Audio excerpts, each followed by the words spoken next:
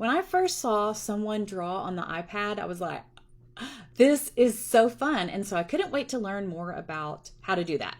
And that's when I found out about Procreate, which is an app you can put on your iPad and learn about. But once I uploaded it, I was so confused. I was like, what are all these things? I don't understand. And so that's why I'm excited to teach you.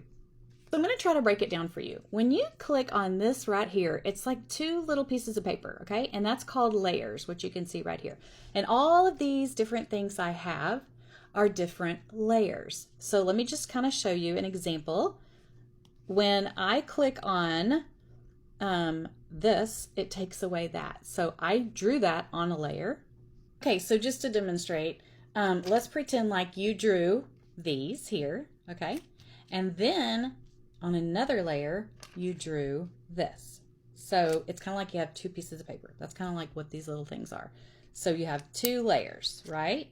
You can take one away. If I want to take away the Procreate 101, I could take that away and I still have this left on the page. Then if I want to take away this, remember I had two layers, I can still have this on here and I'm going to take this away. And so we're going to take that and then we'll have Procreate. Okay, let's learn how to add a layer. We're going to go up to the layers. We're going to click the plus sign. Now we have an empty layer. We're going to draw a heart right here.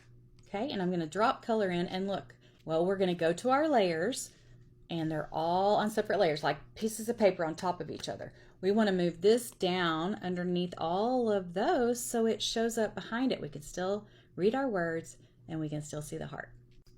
I hope this helped you a little bit about learning about layers.